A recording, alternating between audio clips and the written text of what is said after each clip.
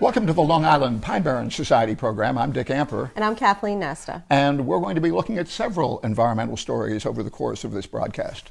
Yes, we will. And like so much else, there's good news and there's bad news. That's true. But we'd like to start on a positive note, and we'd like to talk about a new state preserve that's been created in Shoreham. Good.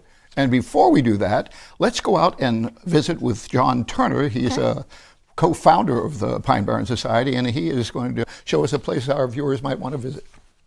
Thanks, guys. The Quag Preserve, located off of Dune Road on a barrier island, is not to be confused with the better-known Quag Wildlife Refuge, located in West Hampton. The Quag Preserve consists of tidal marsh and a low-lying dune community covered in beech heather, a beautiful ground cover that each summer produces yellow, five-petaled flowers. These areas are accessible by a wooden boardwalk to a panoramic view of the bay. Be careful, as the boardwalk, especially where it ends at the bay, is in need of some repair. It is a fine place to see a variety of bird species, including northern harriers or marsh hawks, as they hunt along the marshes. A small, easily overlooked parking lot is accessible from Dune Road. Back to you guys. Thanks, John. So with us today is State Assemblyman Steve Englebright, and he is the Environmental Conservation Chair up in Albany. And well, you've done an extraordinary thing working with Ken Laval and with the enthusiastic support of Ed Romaine. You have managed to set aside 800 acres of, I want to say, rolling hills and lush marshes and actually Long Island Sound beachfront up at Shoreham. A, congratulations. B, thank you. And C, tell us how you did that. Well, it was a challenge, as anything worthwhile is. It took quite a bit of effort. I'm glad you mentioned the two gentlemen. They have been splendid in every way. And we should tell our viewers that Senator Laval was scheduled to appear and had an emergency and could not. But I understand he was very helpful working with you to get this More legislation. than helpful, he is an environmental hero, as is the supervisor, Ed Romaine. And they have both been champions and ultimately have made it possible for this new preserve in the making. It isn't totally done. It's 840 acres. And it is called the Shoreham Woods, and it's very special in many, many ways. The property is absolutely pristine. It survives by default, really. It was acquired to be buffer around the Shoreham nuclear power plant, and so it has been left to nature. And it's essentially unspoiled. The understory has never been cut with a steel plow. The geology of the site is fascinating. It includes some of the largest glacial erratics or boulders to be found in New York. It includes magnificent vistas into the Wading River Marsh. In fact, it's probably, for any one single site on all of coastal New York, the most habitat diverse single site that I could point at. Terrific. That's really cool. Terrific. You mentioned Ed Romaine, the supervisor of Brookhaven. Now, he's been an active environmentalist for a long time and has worked with the county and now with the town of Brookhaven. He's a Republican, you're a Democrat. I gather that you think when it comes to the environment, there's just no difference of opinion. There is no difference of opinion. Ed and I have worked together since we were both elected on the same day. The same day? The same day in the same election cycle. This would have been in the Suffolk County Legislature? To the Suffolk County Legislature. I did not know him before that, but it became apparent after we were elected that we had similar values on conservation, and we have worked together collaboratively for more than 30 years. Assemblyman Englebright, I understand that the preservation of this property involved both houses of the Assembly and also the governor's office. Can you talk about the challenges and a little bit about the process of how that went? Sure.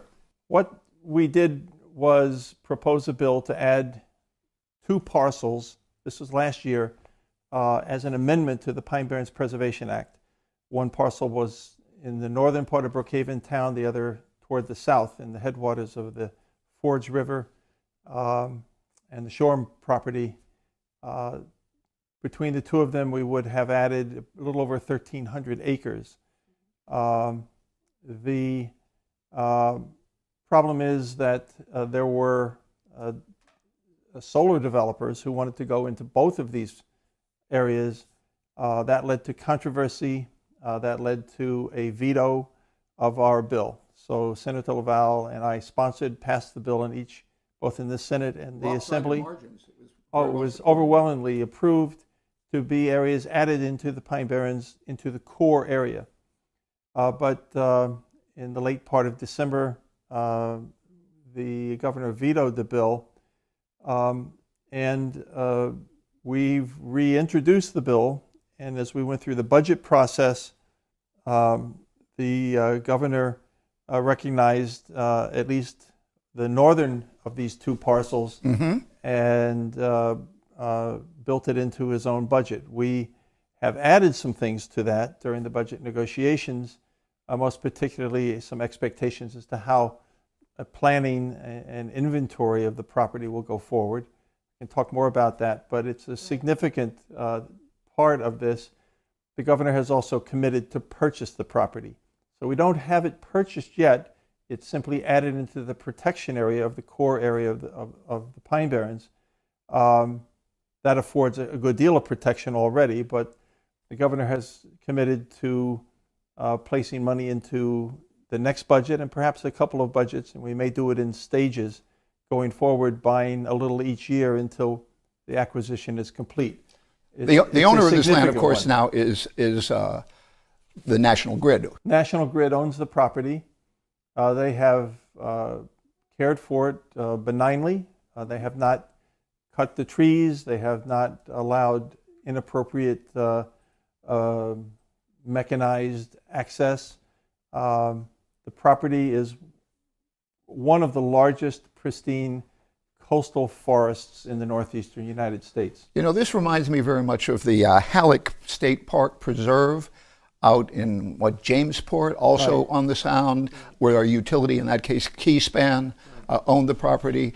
Were you not involved in getting that preserved? I was, but not nearly as involved as this property because I wasn't yet the chair of the committee. Of course. But I cheered from the sidelines. Senator Laval's been involved with both properties. And there's a similarity, as you rightly point out. Both were originally acquired by the Long Island Lighting Company. There was a plan at that time to have a small galaxy of nuclear power plants, multiples of the Shoreham plant on eastern Long Island. The Jamesport property was acquired for that purpose in Halleckville. It never got built, and the land fortunately got preserved. So out of conflict and out of the advocacy for the better answer for resource utilization, energy production, we ended up having an opportunity to preserve both sites.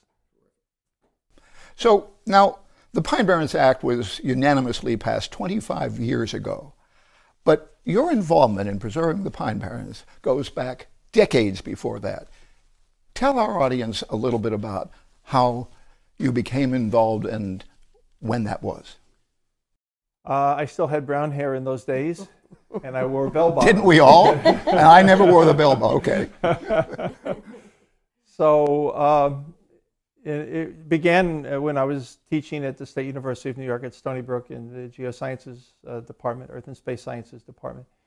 And some of my students were, I was teaching Long Island geology, and some of my students were willing to help me explore some of the questions regarding the relationship between land use and water quality and the chemistry of our groundwater. Long story short, it became pretty apparent that the groundwater resource was really dependent upon land use at the surface. And the unused lands, those that were still pristine and unspoiled, invariably had the most pristine water beneath them.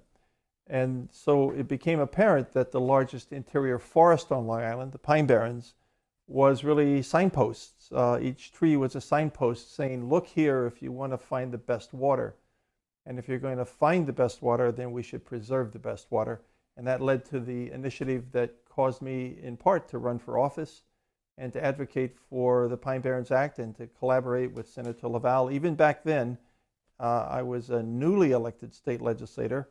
He had already been there doing good work for quite a while, but I collaborated in the Assembly with and cooperated with my colleague Tom DiNapoli, who's now the state comptroller. Yep. And we were able to move the bill then to the desk of an earlier Governor Cuomo for a signature. And of course, as you know, you were there, Governor Mario Cuomo came to South Haven County Park To sign the bill. to sign the bill and set in place one of the great resources of the state, both for water protection and ecological and historical protection and preservation. Terrific. So we're very glad that you got involved in that way, by the way. So Assemblyman Englebright, as the Environmental Conservation Committee Chair of the Assembly, and as an environmental scientist, as you just mentioned yourself, I imagine you have lots of plans for the Shoreham property. So can you tell our viewers a little bit about what you're planning? Yes, a very good question. The hope I have is that this will be seen in context by all of the people of Long Island. It is the northernmost puzzle piece of a string of preserves and preserved land that runs from shore to shore across the middle of our island in a place that starts on the South Shore with a national seashore, the Fire Island National Seashore, up through a national wildlife refuge on the Carmens River, and north through a national laboratory. You're starting to get the sense this is nationally significant stuff, up through a series of county parks, South Haven Park and others, up to Brookhaven State Park, and that's just south, immediately south of the last puzzle piece, which is this parcel. This parcel goes to the Long Island Sound and completes this extraordinary mid-Long Island greenbelt. It's on the Atlantic Flyway, and so it will continue to nurture and be a part of magnificent birds that fly north and south through Long Island's wild interior, still wild in this area. And it also gives us an opportunity to recognize that this greenbelt that I've just described separates the 19th century landscape of the East End from that part of Long Island where suburbia was invented, in the much more densely populated west end of the island. But this is the dividing line between two different landscape segments of the place that we all call home. And we have, because of this green belt that runs north and south, we really have a chance to have the best of both worlds if you're a Long Island resident. So when we talk about this as a park, we're not talking about baseball fields and tennis courts. Right. This is a very different preserve. It's a different preserve. It's more like a part of the National Wildlife Refuge that is just to the south. It's the North Shore equivalent. Interestingly, Supervisor Romaine has very generously offered some of the infrastructure that will welcome and enhance the visitor's experience. And he has basically said that the Shoreham Park, which is a Brookhaven Town waterfront park, should be considered as we go into a planning process. He's also offered the Woodhull House, a very significant historic house that could be a visitor center and interpretive center. My hope is that, I mentioned Brookhaven State Park, that's just under 2,000 acres in size, lies separated only by Route 25 from these Shoreham woods, I would like to see, as we go into a planning process, both parcels considered together. One is under state parks, one will be after acquisition under the DEC. I'd like to see the two of them joined together for a single overview planning of what is really all going to be state land.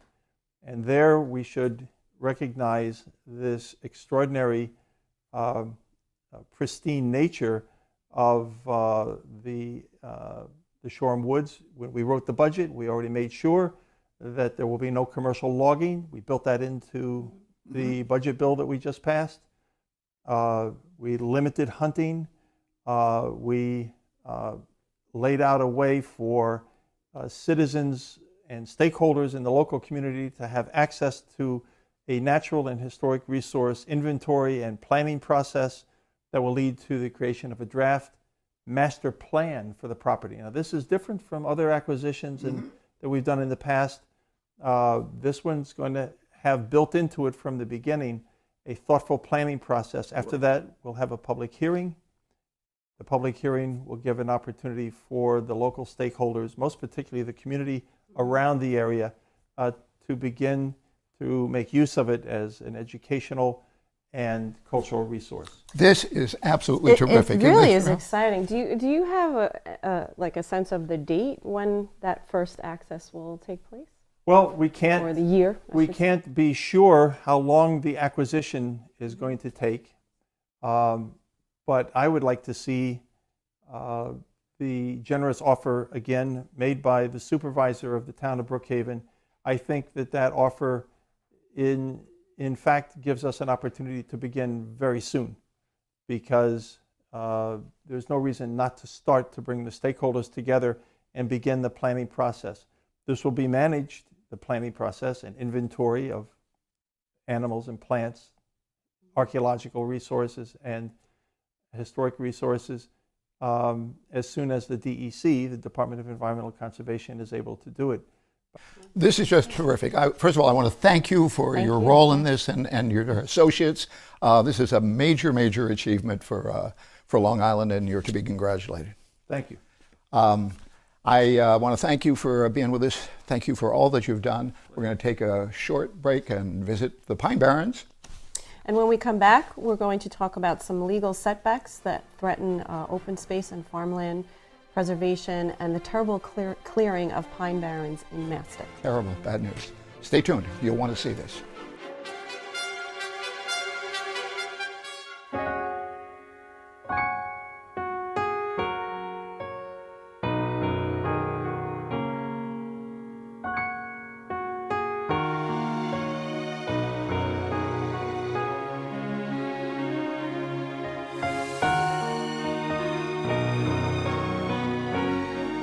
The Long Island Pine Barrens. Let's protect them.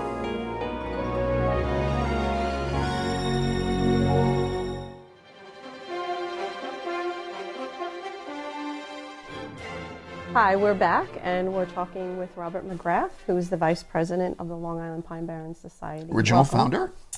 But unfortunately, we're talking about the tragic blow to Long Island with the clearing of 60 acres of Pine Barrens land in Mastic. And this was land that Senator Laval and Assemblyman Englebright fought really hard to try to protect.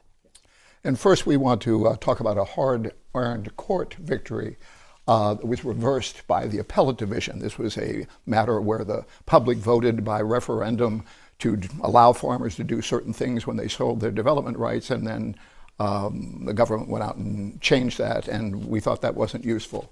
It was the second department of the appellate division.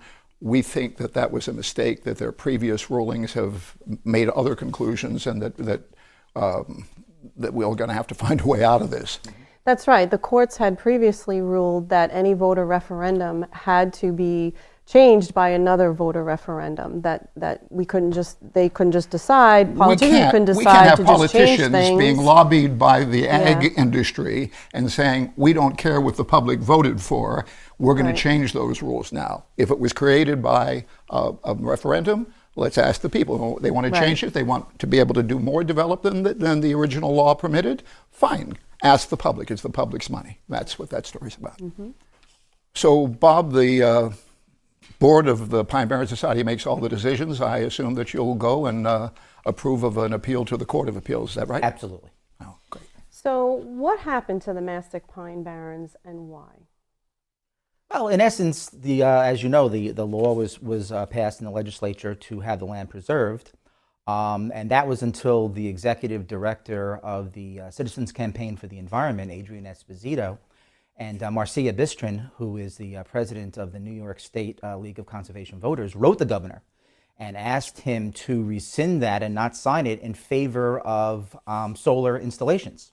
And the governor listened, and he did not sign the legislation. Well, we think both of those people have lost their environmental credentials. Nobody believes that we should be clearing land for solar. It's a false choice. It almost seems like they're saying we have to destroy the environment in order to protect it. So that really can't stand. Yeah, I think what's even more discrediting on their part is that they are trying to imply that the Pine Barrens Society and other preservation organizations in favor of Pine Barrens preservation are anti-solar, and that's simply not true. In fact, Adrian Esposito only came across and led people to believe that we became pro-solar after there was no preservation effort on the part of the governor as it relates to the property itself. Well, and our objection about that goes beyond that, and that is she says that we do believe that the first use of land should be for preservation, but if it's not going to be preserved, then the second best would be solar. Right. But they ensured that it would not be preserved. If the bill had been signed by the governor, it was preserved. So that's talking out of both sides of your mouth, and that's just not the right thing to do. And the thing about this is that Adrian Esposito was aware of this from the beginning. Before the project had even been approved, she came out and said to the public, here's one where I think we should do this for solar. Let's look at that. Then there's another solar project proposed that's privately owned. The land is owned by a private individual. The land is at the headwaters of the Forge River, which is a river that is in dire straits. It's considered the most polluted river on Long Island. It's a claim to fame you don't necessarily want.